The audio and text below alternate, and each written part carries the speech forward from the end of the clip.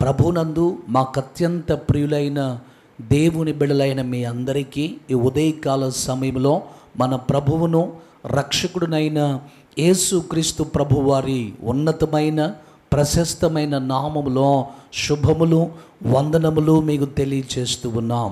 ఈ రోజున ప్రభువు మనకు అనుగ్రహించు వాగ్దానమును మనము చదువుకుందాం. కీర్తనల గ్రంథము 102వ కీర్తన 17వ వచనమును మనము చదువుకుందాం. ఆయన దిక్కులేని దరిద్రుల ప్రార్థన నిరాకరింపక వారి ప్రార్థన వైపు తిరిగి ఉన్నాడు. మనము ఆరాధించేటువంటి దేవుడు, మనము సేవించేటువంటి మన ప్రభువు ప్రార్థనలో నిరాకరించేటువంటి దేవుడు కాదు. ఎవరి ప్రార్థనలు ఆయన నిరాకరించుడు అనంటే, ఎవరైతే దరిద్రులుగా ఉంటారో, ఎవరైతే దిక్కులేని వారుగా ఉంటారో అలాంటి వారి ప్రార్థనలో ప్రభువు ఎన్నడూ కూడా నిరాకరింపనటువంటి వాడై ఉన్నా. దరిద్రులు దిక్కులేని వారు ఎవరు అనంటే నిరాశ్రయులు, ఆశ్రయము లేనటువంటి వారు, అభాగ్యులు, నిలువ నీడలేనటువంటి నిరుపేదలు ఎవరైతే ఉంటారో వారు ప్రార్థన చేస్తూ ఉన్నప్పుడు వారి ప్రార్థనలో దేవుడు తృణీకరించడం, అలాంటి వారి ప్రార్థనలో ప్రభువు నిరాకరింపక ఆయన వారి వైపు తిరిగేటువంటి దేవుడు అని ఈ రోజున ఉదయకాలమున ప్రభు తన వాగ్దానము ద్వారా మనతో మాట్లాడుతూ ఉన్నాం.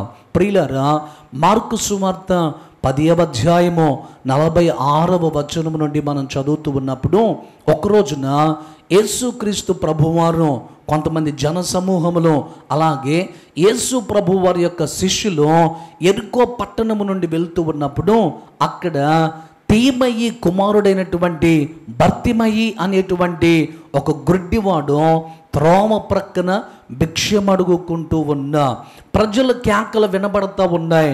వాడు గమనించాడు, నజరేయుడైనటువంటి యేసు ఈ ప్రాంతమును వస్తున్నాడన్న సంగతి వాడు తెలుసుకొని యేసు ప్రభుని కేక వేసి అడుగుతున్నాడు కదా, అయ్యా దావీదు కుమారుడా నన్ను కరుణింపుము అని కేకలు వేస్తూ ఉంటే అక్కడున్నటువంటి కొంతమంది ప్రజలు బర్తిమైతే అన్నారు కదా, ఓరకుండుమో, ఎందుకలా కేకలు వేస్తూ ఉన్నావు, ఎందుకలా అరుస్తూ ఉన్నావు అని అతనితో అన్నప్పటికీ బర్తిమయి మాత్రం ప్రభువుని పిలవట ఆపలేదు.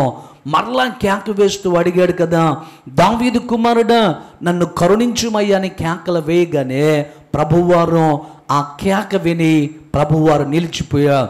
ఇప్పుడు నిలిచిపోయిన తర్వాత అక్కడున్న మనుషులతో అన్నాడు కదా, అతనిని నా యొద్దకు రానివ్వండి అనగానే అక్కడున్న ప్రజలు అన్నారు, ఆయన నిన్ను పిలుస్తూ ఉన్నాడు, ఆయన దగ్గరకు రమ్మంటున్నాడు అనగానే ఇప్పుడు వాడు దిగ్గున లేచి వాడి బట్టను విసిరేసి ప్రభు దగ్గరకు వచ్చా.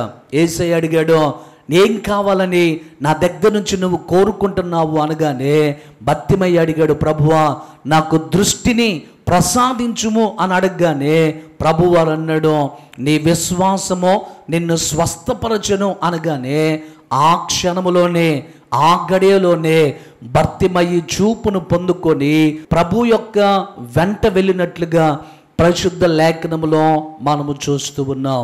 ప్రియులారా, బర్తిమయి ఒక భిక్షకుడుగా ఉన్న, బర్తిమయి గుడ్డివారుగా ఉన్నాడు, దిక్కులేని వాడిగా దరిద్రునిగా రోడ్డు ప్రక్కన కూర్చొని భిక్షమడిగేటువంటి ఆ వ్యక్తి యొక్క కేక ప్రభువారు విన్నాడు. కారణం ఏంటో తెలుసా, ఆయన ఎవ్వరిని కూడా నిరాకరించే దేవుడు కాదు.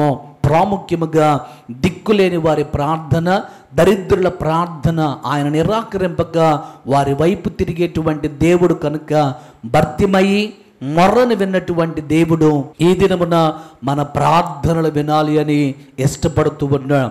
ఒకవేళ లోకములో ఉన్నటువంటి మనుషులు మనల్ని చూసి మనము దరిద్రులమని, మనము దీనులమని, మనము నిరుపేదలమని, మనము అభాగ్యులమని, మనము నిలువ నీడలేనటువంటి వారమని మనల్ని తక్కువగా చూస్తూ తృణీకరిస్తూ మనలను అన్ని విషయాలలో నిరాకరిస్తారేమో, కానీ మన రక్షకుడు నిరాకరించకుండా మన ప్రార్థనల వైపు తిరిగేటువంటి దేవుడు కనుక ఈ రోజున ప్రభువారు నీ ప్రార్థనను నిరాకరింపక నీ వైపు తిరిగి నీకు సహాయం చేసి తన శ్రేష్టమైనటువంటి ఈవులతో ప్రభు నిన్ను నింపుతాడు కనుక ఈ రోజున ప్రభువారు ఈ వాగ్దానాన్ని మనందరి జీవితములలో నెరవేర్చునుగాక.